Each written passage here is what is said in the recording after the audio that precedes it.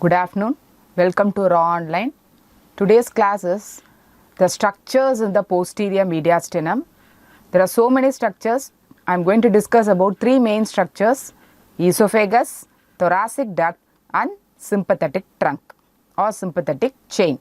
So today's first topic is esophagus. So the competency related to esophagus are to describe and demonstrate the esophagus under following heading: the external features, relations of esophagus, blood supply, nerve supply, lymphatic drainage of esophagus and its applied anatomy. So at the end of the class, the student should be able to know these features of the esophagus.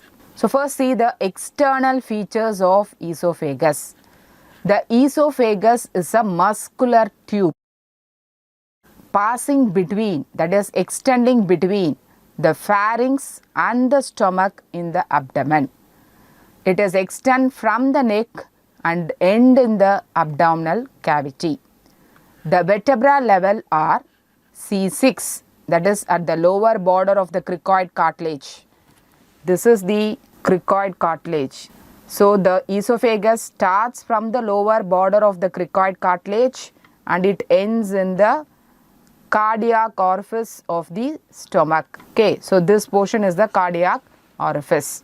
It is divided into three parts based on its location. It is starting in the neck region, so it is divides into cervical, thoracic and abdominal part.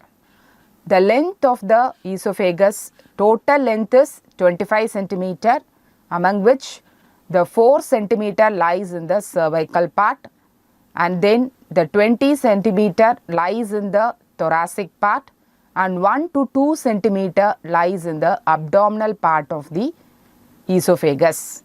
And the breadth of the esophagus is around only 2 centimeter. The curvatures. There are two curvatures in the esophagus. One is two anteroposterior curvature and two lateral curvatures. And there are 4 constrictions. The constrictions are nothing but narrowing part in the esophagus, that is 4 constrictions are present. Let's see one by one. The curvatures of esophagus. The two anteroposterior curvature, they are based on the curvature of the vertebra, that is cervical spine. First curvature corresponds to cervical vertebra. So in the cervical area it is convex forwards. So the esophagus is also curved forwards. Similarly, in the thoracic part it is concave forwards. So the esophagus has a curvature in the thoracic part, so it corresponds to the curvature of the cervical and the thoracic spine. Okay, so the first curvature, this one, is corresponds to the curvature of the cervical spine, and the second curvature corresponds to the curvature where you have a concavity facing front forwards. So there is another curvature in the esophagus. So these are the two anteroposterior curvatures. Coming to two side to side curvatures, that is from right to right side. One is at the root of the neck before it enters the thoracic inlet, and another one is at the level of crossing of the descending thoracic aorta. So this is a thoracic inlet.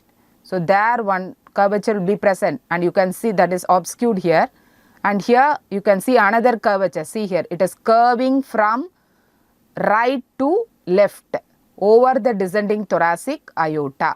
So this is the second side to side curvature.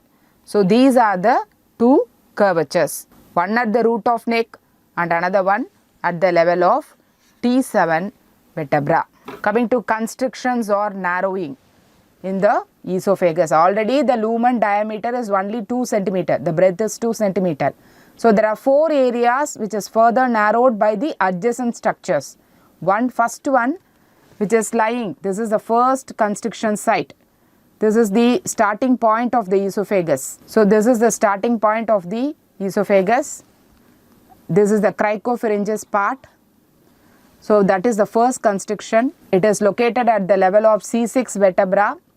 We have to measure the constriction site for endoscopic purpose. It is located 6 inches from the incisor teeth. It is due to the contractions of the cricopharyngeus part of the inferior constrictor because there is no adjacent structure here. The muscle contracts and narrows down the lumen. Next is at the level of arch of aorta. So this is the second constriction. So this one is the arch of aorta. So arch of aorta is compressing slightly. It is not that much compression. So that creates a slight narrowing or constriction in the esophagus. So this is the second level. It is located 9 inches from the incisor teeth. The level of the vertebra is T4. The third constriction is crossing of the left bronchus. See here, this part where the left bronchus crosses. So here there is a slight constriction which is located 11 inches from the incisor teeth and the level of vertebra is T6. And the last constriction that is closer to the opening of the diaphragm, that is at T10 level. So this is the fourth constriction which is present closer to the diaphragm. It is located 15 inches from the incisor teeth and the vertebra level is T10. So for easy understanding, while you are passing the endoscopy, you should know.